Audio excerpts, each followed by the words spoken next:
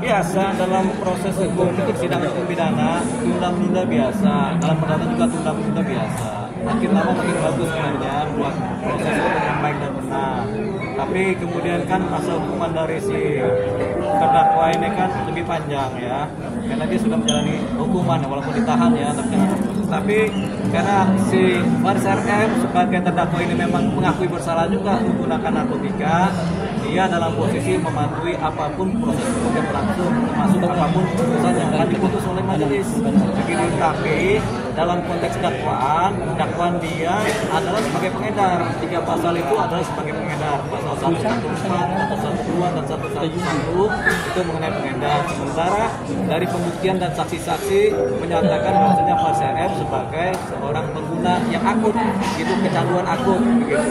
Dan dia tidak terbukti mengedarkan. Nah, posisi ini tentunya menjadi dilematis oleh pihak kejaksaan. Makanya kenapa ditunda 2 kali? Karena ini perkara kemudian menjadi perkara atensi di Kejaksaan Agung yang biasanya sampai Kajati analisanya, kemudian ini ditarik ke Kejaksaan Agung untuk dianalisa dan akan diputus secara hati-hati gitu. Nah, penundaan ini menunjukkan gejala-gejala ke sana di mana proses pembuatan tuntutan yang hati-hati ini sedang dijalankan oleh kejaksaan, yaitu Kejaksaan Agung, Kajati, dan Kajari.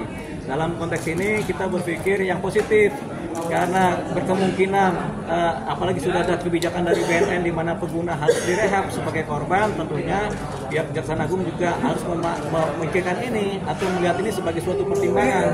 Karena sebagai suatu pertimbangan disinilah kehati-hatian Kejaksaan Agung yang kemudian mencoba membuat tuntutan. Tuntutannya apa? Kita berposisi tinggi bahwasanya berkemungkinan besar tuntutannya adalah dia akan direhabilitasi, dituntut rehabilitasi untuk 2 kalinya. Itu harapan kita. Kesiapan seperti apa sih, mungkin tampak hari tampak hari Faris RM tampak lebih segar. Ya pasti kita lihat lagi kan di posisi dia lebih segar. Kenapa? Karena hal-hal yang membuat dia menjadi depresi sudah hilang. Kecanduannya mungkin karena sudah tidak ada obat-obat yang dia perlukan di wilayah kecanduan, kemudian tidak ada, ya sudah akhirnya dia tidak pakai. Karena tidak pakai, kemudian mungkin ada pertobatan juga dalam dirinya sehingga dia lebih dekat kepada Tuhan.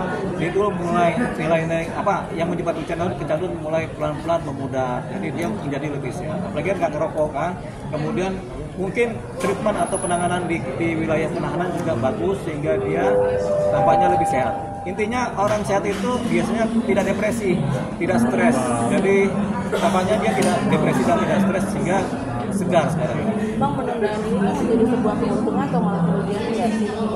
Tidak ada konteks untung dan rugi dalam penundaan ini. Kalau ini kita lebih kepada melihat gejala-gejala apa yang terjadi sehingga ini ditunda 2 kali oleh pihak kejaksaan. Tapi oleh pihak kejaksaan kan ini mereka menunda karena kehati-hatian dalam memutuskan tuntutan seperti apa yang akan dibuat oleh mereka. Jadi perlu rapat, perlu gelar, perlu analisa, perlu mempertimbangkan apa yang disampaikan oleh institusi lain, khususnya oleh BNN, perlu mempertimbangkan juga apa-apa yang kemudian berkembang di masyarakat dan yang menjadi perhatian masyarakat.